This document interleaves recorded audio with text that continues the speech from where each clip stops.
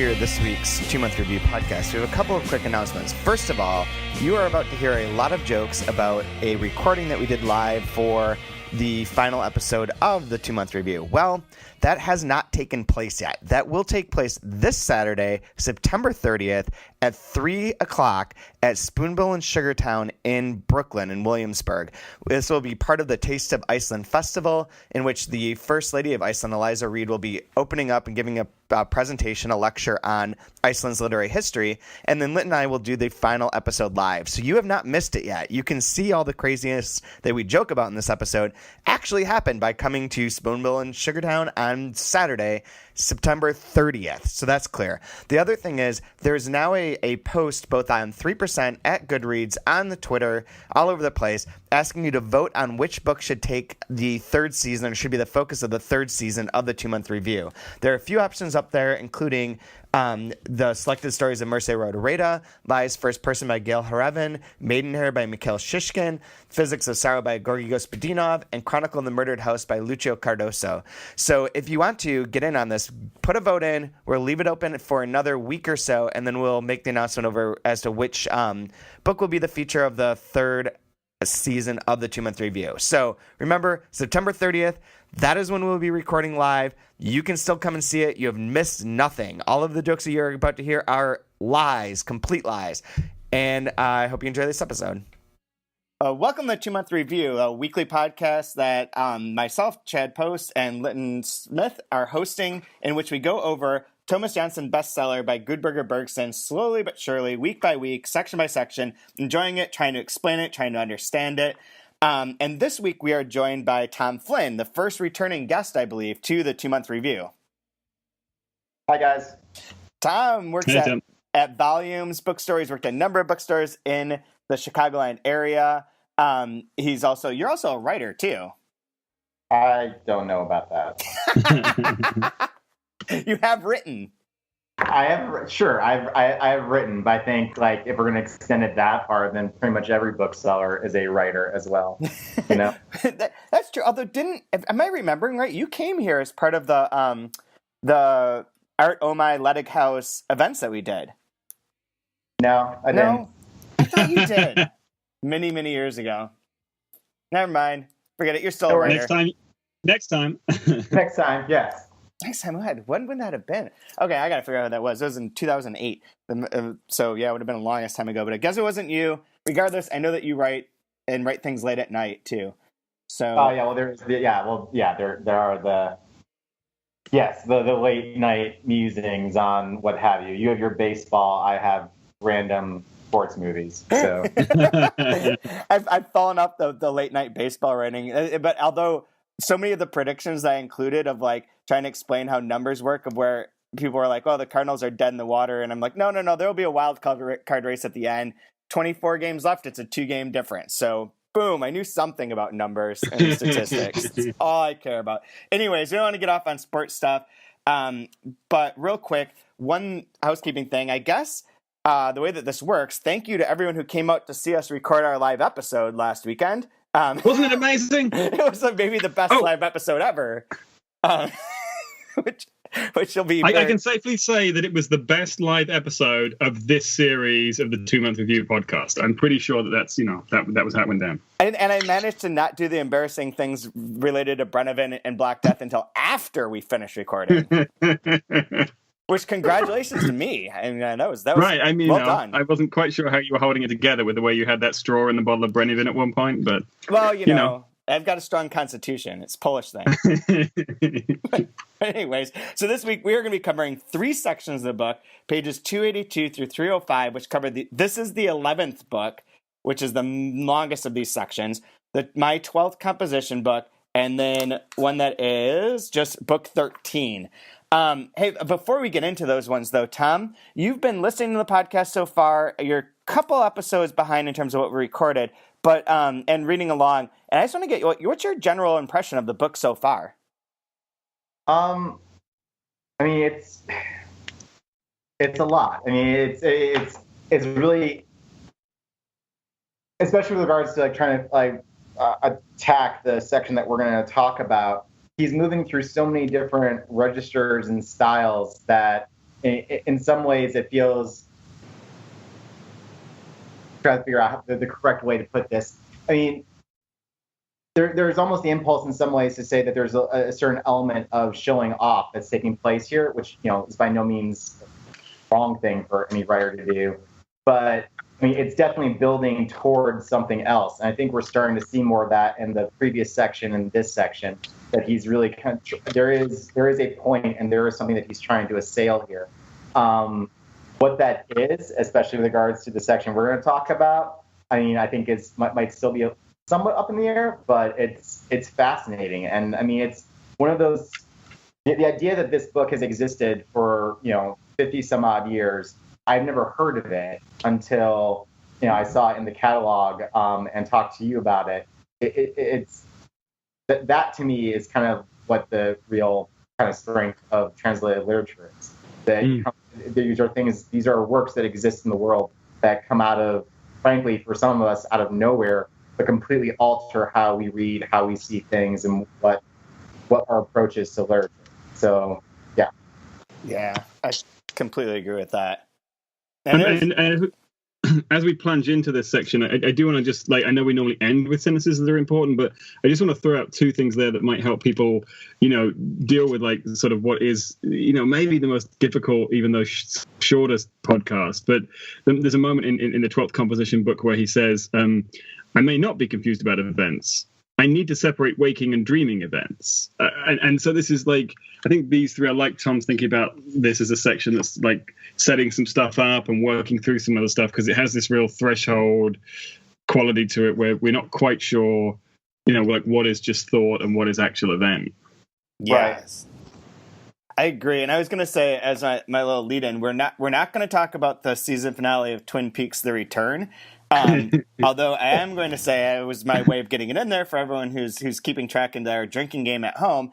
But I am going to say that when that show on the last hour has Dale Cooper's head saying we're all living in a dream, and then I immediately thereafter watching that started reading the 11th book, I thought, yep, we're all living in a dream, all right. I have no fucking clue what is real and what is happening anymore. So it'd be amusing if it turns out that Lynch, can read Icelandic and has just been sitting on his coffee table for years and is actually the touchstone, right? Jesus, that would be very weird. So usually I try and sum up these sections, and let's do this one by one, I guess. So this is the 11th book, opens with someone interjecting themselves, I believe, and saying what follows is in parentheses, and what follows is written, happened without any purpose.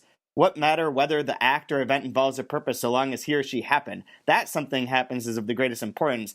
And the text and material are composed from 3 different manuscripts, in particular one marked 3, which is obviously the last composed, was used as a source. This is a different voice, right? Littner, do you... Yeah, absolutely. And it's a voice that we are going to see come back up later on, right? So right as we get close to the end, we get the sort of full revelation that this book, which is, at times we've actually seen Tómas, explicitly say, I'm writing this book and here's why I'm writing the book. We're actually going to get an admission that although he wrote this, it was actually put together after it was found in his apartment.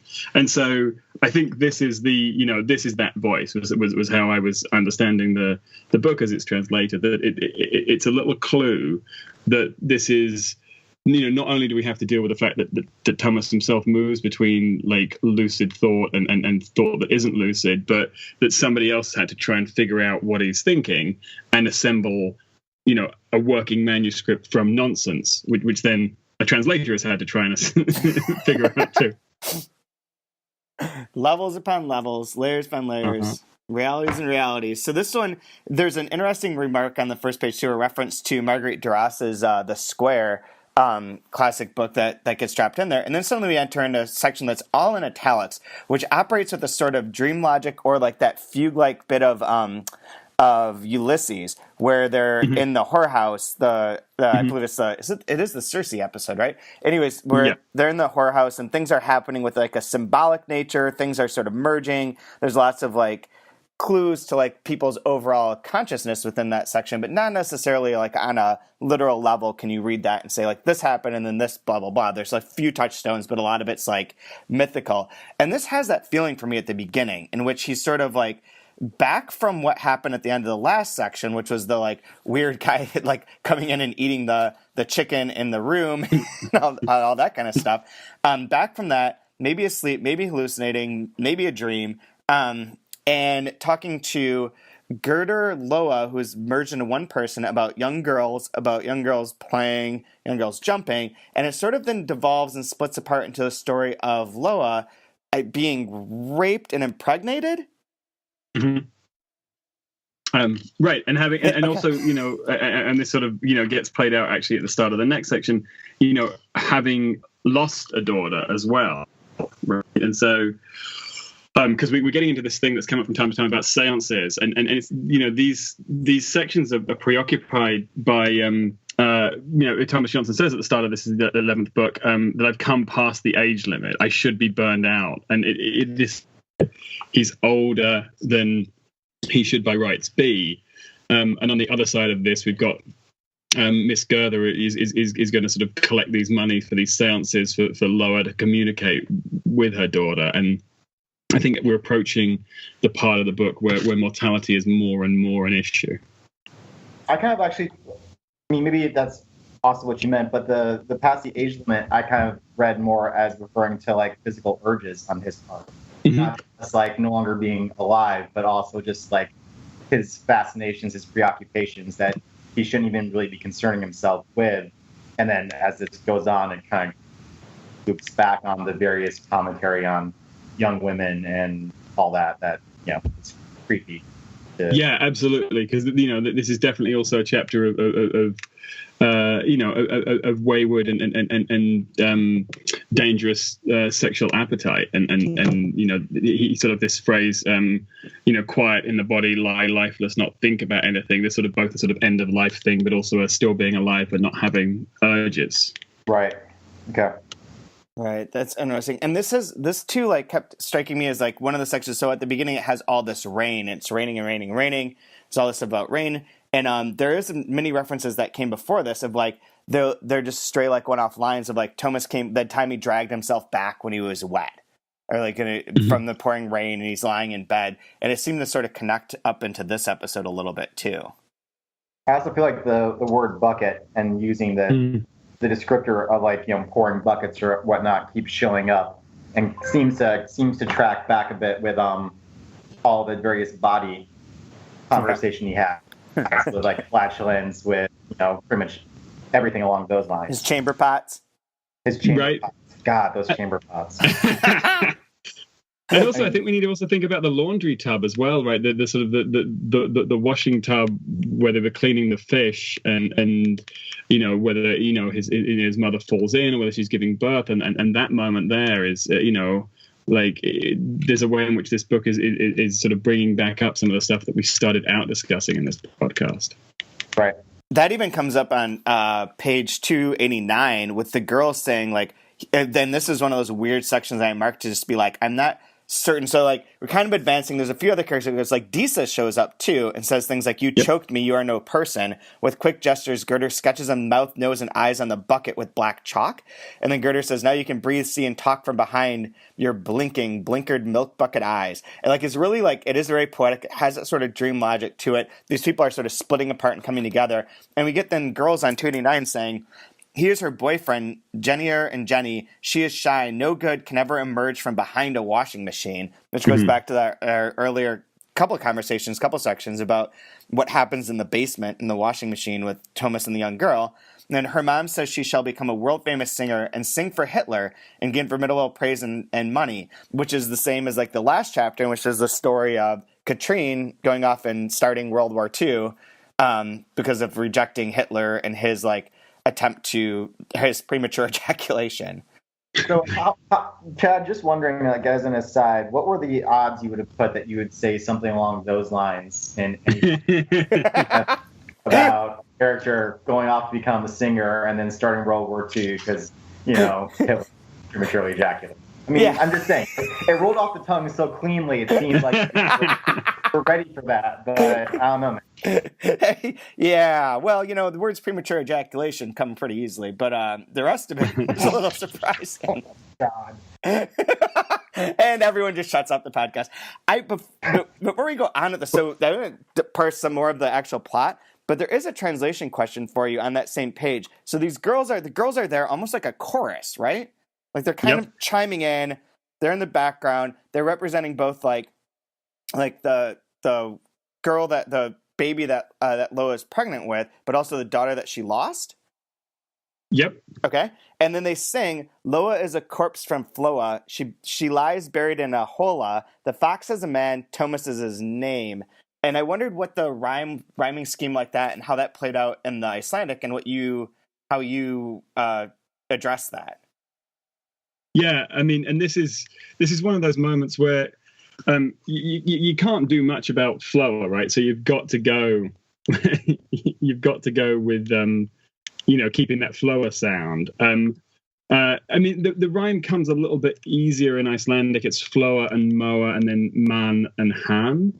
Okay. And like, what's one of the things that sort of is happening here is this is a sort of a call back to sort of the presence of just rhyming within Icelandic culture in general, and it's sort of in many ways a very oral, culture in which there's no weirdness to sort of have people sort of like composing ditties or verses or something, maybe less so in the 21st century, but well into the late 20th century. And so, the point was to try and keep some of the fact that the rhyme is a heavy rhyme, like you can obviously hear it and it's got this ditty quality to it. And so like hola is kind of like there's a pun on hola, and there's these occasional moments where the sort of like the Spanish language bursts into this book, and that's kind of a nod to Guðbergur himself and his translations. But the man and name, I'm maybe trying to get away with too much there, but I like the fact that sort of man is the reverse of name, right? So you're just moving the N around, and so there's a visual rhyme in English that maybe isn't there in Icelandic. And I love that sense that translators have to compensate, right? You have to come up with alternatives that they might add something here and lose something there. There's actually a kind of a question I don't know much of anything about Icelandic literature or the culture surrounding it, but you bring up the oral quality to it. I think is actually it's very useful in terms of how you approach not even just this section, but all the sections that tend to run together, the kind of useful quality as the various broken phrases move next. I think that strikes me as a little bit of something of a keystone figuring this out. That kind of lyrical quality, yeah. And also just I think the fact that it's for a book that takes place so much in Tómas's head, it's such a talky book, right? Characters are always having conversations, and I mean, I see this section really as sort of Tómas's psyche trying to sort of work out all of these things that are going on in his subconscious, and I think it's really important that that takes the form of him being taunted and reprimanded and corrected by these women who have become sort of symbolic figures, and these girls, because this book is in many ways about like a male inability to engage with women on a human level, and to sort of put aside sort of any kind of sort of mythical symbolism, which is sort of what Hitler's doing with Katrine, or sexual urges, which is also what Hitler's doing with Katrine. And so I think this is a really significant chapter for understanding the sort of ways in which the book can actually be sort of itself a reprimand of male behavior. That is very true. I completely agree with that. And that sort of like it does work its way through here. This is like one of the more challenging, I think, because of the shifting nature of it. It's hard to pin down what was real and what is a dream and how it plays out. And there's some disturbing shit in here too. Like with the guy coming into her place, and then like I went out shortly after Girder came and said, "Keep the cloth as evidence. Yes, he forgot it, and a child inside me, and I was going to keep both in me. I shall keep the child and see if it resembles any of a number in the office as it ages." Is like a pretty unsettling ending to like what happens to her. Yeah. Yeah, absolutely. And for a book that's also, I mean, what Loa goes on to say is, who is going to care what brews and ferments in my belly for weeks, and in how in 9 months I get no child support. And I imagine him descending from a foreign ship in my mind. Again, we've got that sort of worry about sort of foreign invasion, but we've also got this sense of like, what does it mean to value life if you don't also value supporting children? And I think that's something that the book is preoccupied by, like how the state supports people. And I mean, I can't think any of that has any relevance to current political discussions in America. But maybe somebody listening has an idea about that. I am rather loving how much that has been coming up throughout this and throughout the podcast. It really is wild. But it's also interesting that specific section with Loa, talking about what Gerder said, and that is almost, I think, and maybe correct me if I'm wrong, but that seems like, as far as this portion goes, the cleanest in a narrative sense. Like, it's very like processional in a way, matter of fact, and there's obviously some other elements going on there, but it then shifts after that back into much more of the poetic, the phrasing, just sort of jumping around a little bit, and kind of splinters again. But you have Loa, Gerder, Thomas talking to each other, and then it kind of, not as a Loa, Gerder combine or a Disa showing up. I mean, so that to me almost puts an extra emphasis on what's being discussed right at that moment. Yeah, I agree. So I'm going to take a shot at like sort of half interpreting the section. So at the beginning, a lot of the characters are merged into one. So Gerder Loa is one, as if it's like kind of and the girls are there in the background, as if it's Thomas like reacting to woman as a whole. Like he has all these various issues, but like just female, and how to deal with that. It's raining. He's there. They're taunting him. He's not sure how to interact with them. And then when it splits apart, each one of them, he has a different set of issues with, like Gerder that he sort of had a crush on before and saw as like a potential wife, and that was rejected and like handled and dismissed. And then Loa has like his sexual urges, which he feels like are almost uncontrollable, almost as if because this rape scene, which I didn't read the whole thing, I only read the last 2 sentences, but that paragraph that she reads is fucking disturbing, like trigger warning level disturbing.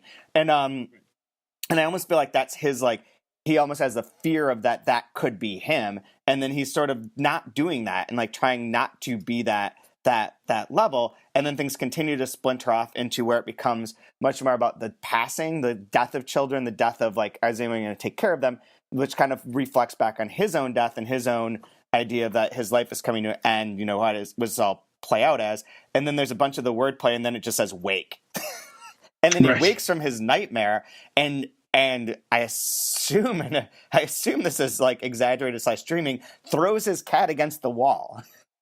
Right. It doesn't just throw her, grabs her by the tail and swings her against the wall. So like he's doing some extra work there, and then just tossing it across the room, I think. Yeah, like this is a really messed up section. Yep. Thanks, by the way, Chad. Thanks for having me do this section. You're welcome. This sounds perfect, right? But it's all right. I'm sending an open letter all my therapy bills from the wake of translating this book.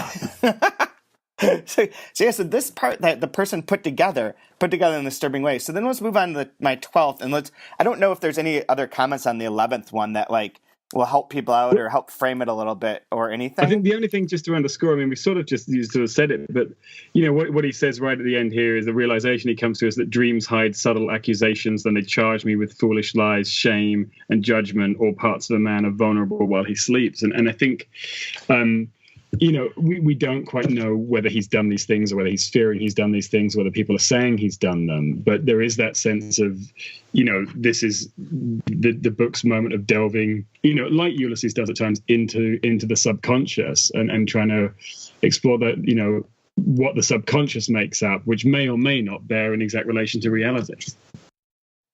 Yeah, that is really worth keeping in mind. I completely agree, because it is like if you take it on the surface level, it's unnerving. But if you take it as like there is a mention earlier on where he's like, these are how I order my thoughts. I keep my shit together from this moment in time in the morning until I go to sleep. But once I go to sleep, I don't have any control anymore. and this is kind of one of those moments where like the doors are wide open and like all of these things are sort of passing through. All of his urges are sort of recorded on the page. All of his shame, all of his fears, all that just kind of like flows out in this very like lyrical and unsettling way.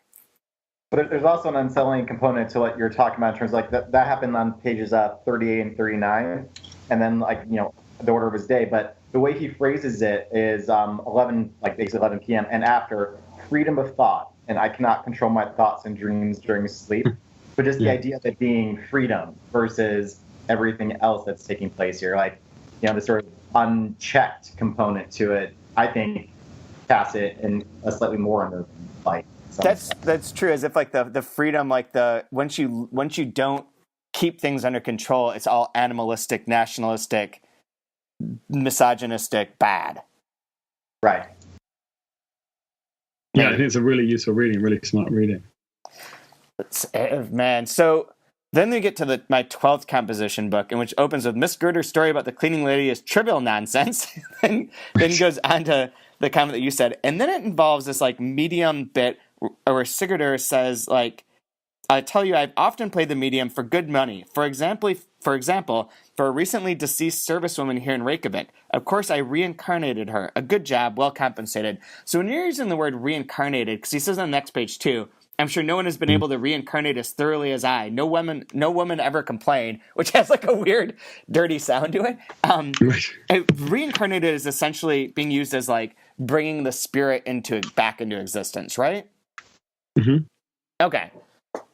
So this is where because this whole section gets a little weird too, because it's talking about like this reincarnation, this mediumness, and then there's like the way that it describes the process with Loa is like putting it. Where is it now? I thought I had it marked and I can't find it. Where it's like they put her in a bag.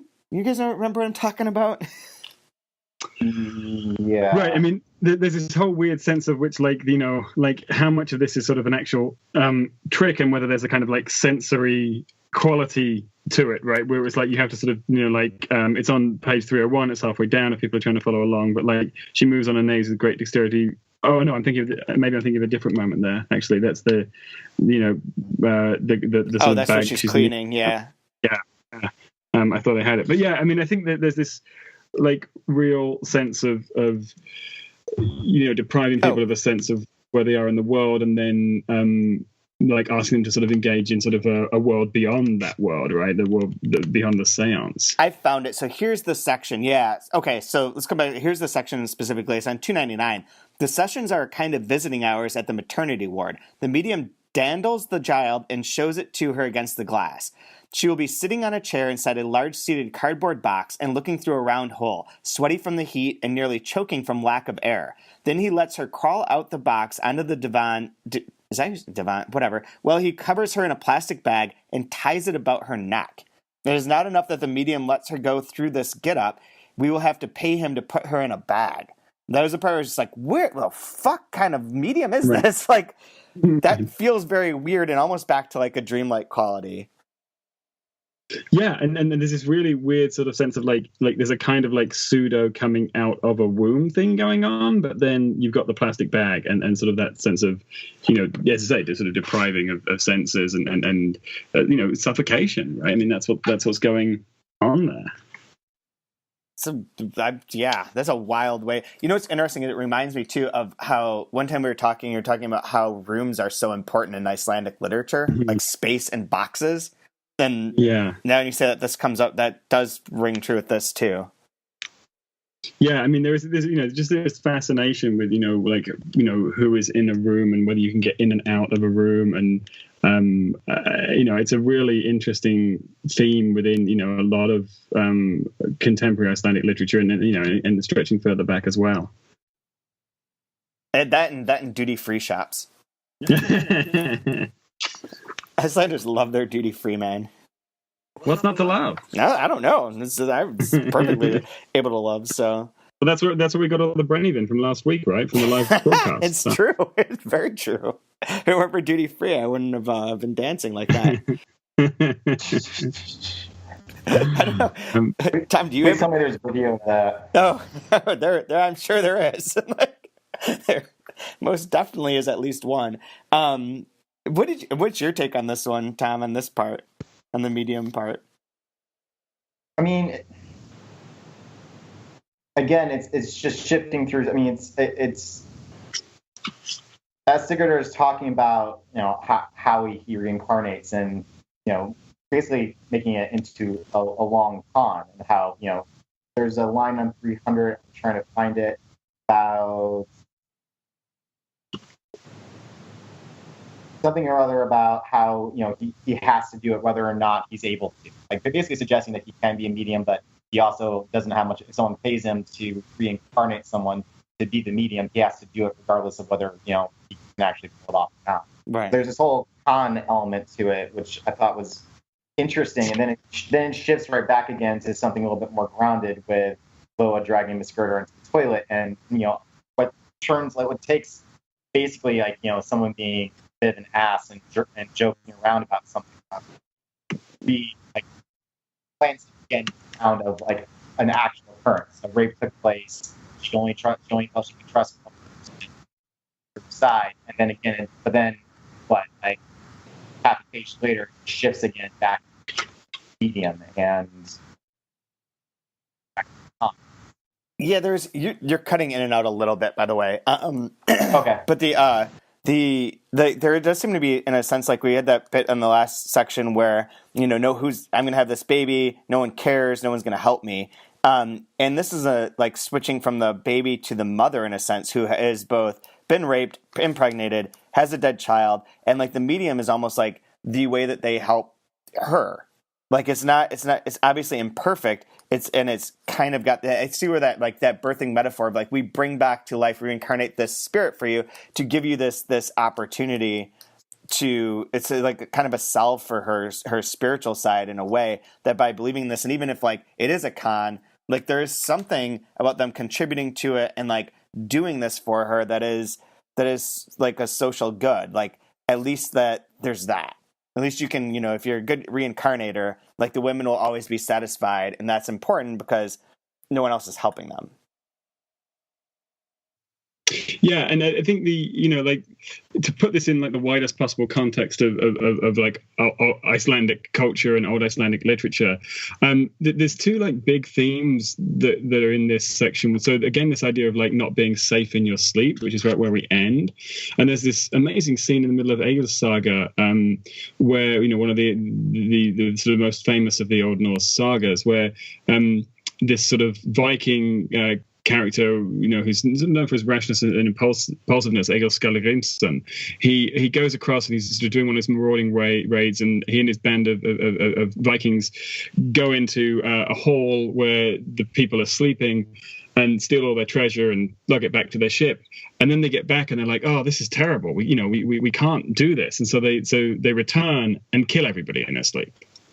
And the logic is that if you steal everybody's stuff and don't kill them, it's unethical because they haven't had an opportunity to sort of, be sort of fighting for it or something. And so there's this just real interesting question about what it means to be sleeping and vulnerable in that mindset. But then it's also combining with there's this really interesting idea that the concept of the droig, which but literally is sort of, you translate it as some kind, in Icelandic, the modern version is afturganga, which is an again walker. And it's kind of, we would think of a zombie maybe, but the thing is, an again walker is somebody who has died and then is still walking around the earth. And so there is, there's again in the sagas, there's this character Thorolf, who's in Eyrbyggja saga, who experiences this, and so I think all this stuff about the medium and the seance and the reincarnation, you can think of it in terms of sort of modern preoccupations and stuff like that, but you can also trace it really far back to the Old Norse sagas. Oh. And isn't there something of a pushback almost offered on that right away though? Because he goes, the medium can give her a wishing well of hope, but she cannot live on hope. No one lives on anything but his earnings. I will not dispose her assets. And that ties back into the whole I'm going to butcher where is his name, just so I can actually Asmundr, and talking about him, eating his hats, by by what he has to earn and what he can pay. I mean, so it seems like a good element of this book is dealing with both the traditions and sort of the Icelandic character to date, and then the push into modernity and what that means. And I think, as Chad brought up earlier, what does the state provide? How do you take care of people? All those things. So, I mean, is that a misreading to say that there's a little bit of that tension taking place in this passage, or what's your take on that? I think that's really smart, because I do think that repeatedly this is a book that is really worried about sort of over buying into national mythologies. And Guðbaugur as a figure, he's sort of fiercely proud of what Icelanders can achieve, and doesn't want Iceland to have to sort of sell itself out to the foreign. And we've talked about this sort of famous clip of him, sort of making fun of sort of English language writers at a literary conference in Iceland. But at the same time, he doesn't want, it seems, and this book doesn't want, to end up just going along with a romanticized version of the Icelandic past, which has really serious, violent repercussions for the Icelandic present. I just figured out why I really like this book, because that viewpoint personifies my relationship to the city of Rochester. That sounds like a joke, but it's not in a way, because there are the people that are diehard Rochesterians who are this place is great, we're so unique, this is wonderful, and it's no, you could be much more interesting and better and have better things that come here, better art. You could be more supportive. It doesn't have to be like this. And at the same time, if someone from the outside is Rochester's stupid, it's a dumb town, I'll be no, fuck you too, man. It's perfectly fine. It's a great place to live. It has all these other things. There's that kind of pull and push that goes on. I think that this sort of embodies for me on the very weirdly micro level. And now a brief interlude from our sponsor, the Rochester Tourist Board. Brought to you by Genesee Brewery. Genesee see your local area. God damn. So I do get that, and I think it's really interesting. I think that obviously we're at a moment in not just American politics, but true in British politics and maybe in global politics, where people are rethinking nationalism quite urgently, and this book seems to be a useful way to think about the gap between a sort of a purely globalist approach, where that could mean having a McDonald's in every town in the world, regardless of where that town was, and there's now a Dunkin' Donuts in Reykjavik, which is really Whoa. sort of a shame, right? And it's the line coming out the doorway, and it's so there's that kind of globalism, but then you've also got the knee-jerk nationalism that says, and it came up in the 11th chapter where somebody's asking if you eat hakal in the States, which is rotten shark, right, and fermented shark. And so the book is somewhere between the fiercely local and unable to see past itself, and the relentlessly global and totally unaware of itself. And I think that's kind of a nice way to think about Rochester too, but also really important for us to think about the US nation. Yeah, I totally agree. So book 13 is a quick one. I think this is the shortest chapter we've had. It's only 3 pages.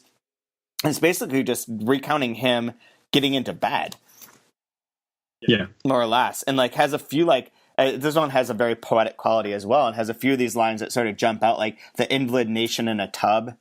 God allows me to look at the next day's light. Probably I will never terminate the agreement, only masturbate to the thought. I trace my life back to the ancient Norwegian kings. Though I shut myself up in death, which comes to everyone, though I want to be free and independent of anything and everything, and also death. Which ties into my reading of Twin Peaks, by the way, but we'll just leave that alone for the moment. We won't talk about Twin Peaks. Wasn't there a mention of Dale Cooper somewhere in this chapter? I'm pretty sure. It sort of felt like his name came up. I'm pretty sure. The idea of he's I think this chapter is perfect too for that kind of contradiction of he's getting into bed, he's ending his day, he's coming to. There's a lot of that endingness to it, and going through that sort of unsheathing, but everything kind of falling away, and where it's even at the beginning, some days pass without those alive coming across anything that can be considered beautiful. Sometimes weeks pass, sometimes a month or an entire year. Then you die, and it keeps going down. I shall go to bed, but then has this kind of resurrecting, man, I lie awake at night. I'm sweating, I have a new body. in this abominable approach to death and pleasure of the fatherland, like this sort of resistance to that, even though it's like completely aware that these are the moments in which he's getting into bed and one time he's not going to get back out. Yeah. It also feels like one of the few moments in which sort of mind and body are kind of working hand in hand, at least as Thomas is presenting himself. A lot of times it seems like he's, his mind's going all over the place, and then he cuts right back to the fact that he's putting on his socks. But then, it'll be his physical yearnings, but then this sort of here, much a here of the piece is a unified whole. I grasp this.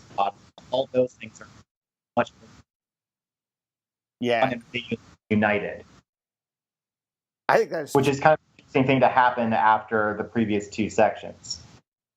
Right, you're right. Like those ones were a lot of like the mind taking one object and splitting them apart, and here we have like the body and mind coming back together.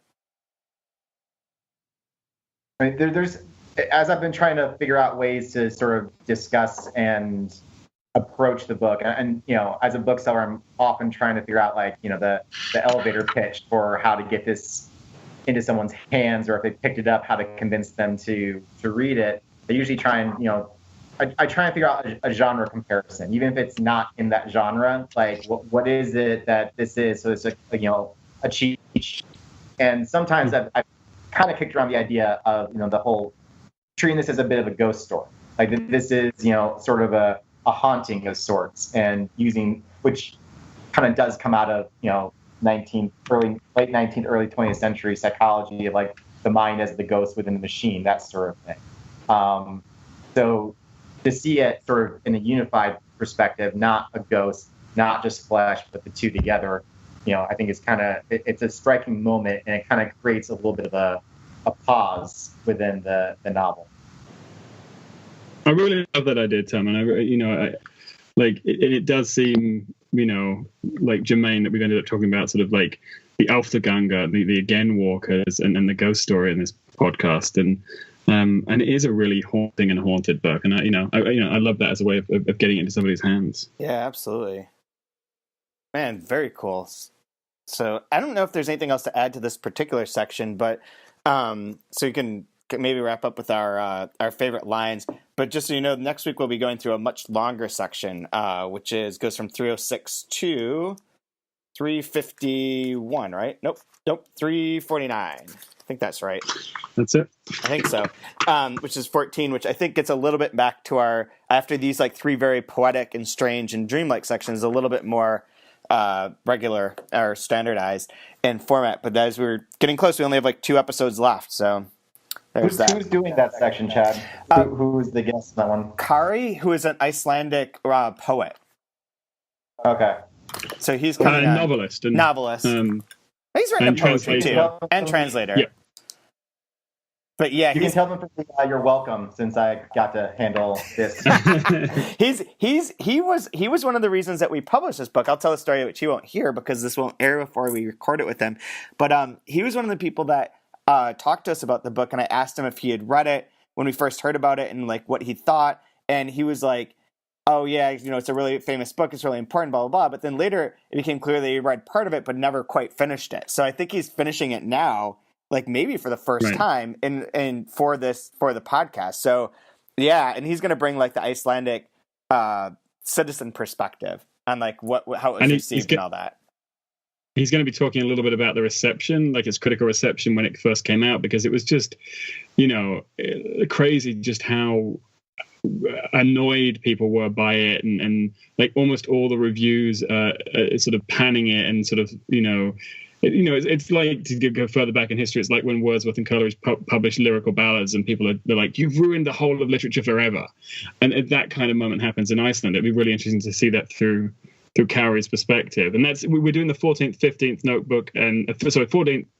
We're doing 14, the 15th book, 16 notebook, which is pages 306 to 360. Oh, there we go. Thank you. I can't open my thing. So yeah, 306 to 360. This is perfect. So what's your favorite line, Tom?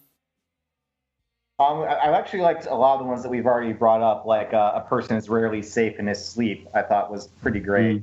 But looking at the very end here. There cowers the shriveled meat as if it had been bought at an antique sale, and hurl the bones of the prowl, invalid nation. There's something about that, the movement of that, and just sort of the images as they're put together. Just really, I find it very striking, very, what we've been talking about today, kind of hits at a lot of these themes, very short phrases. Absolutely. That's a wonderful little image there too. Even I was a little bit disturbed. How about you? I'm going to go with a really sort of short and a simple one from page 304, which is just in one apartment in a house in Reykjavik in Iceland. And I just love that, partly because amid all of this sort of wordplay and amid all of this sort of stuff that's difficult to grasp onto, there's this really interesting sort of like nesting boxes thing going on. And, you know, you almost expect it to sort of go on to sort of like, you know, in the Schengen area, in Europe, and, you know, and you get that sense that things are getting played out on, you know, one scale and then another scale. And that really helps me think through the book. That's true. Given what happened at our live recording, I think mine has to be from 298. I piss nothing is as good as pissing. To piss in peace and quiet when you are bursting, it is good. To have an empty bladder, awesomely comfortable. I wish I could fart, then I would be very happy. I thought we agreed not to bring that up in public after the live recording, Chad. Perfect. Yeah, I don't need to know. I'm good. Anyways, thank you, Tom, so much. So everyone in the Chicagoland area or visiting Chicago, go to Volumes Bookstore.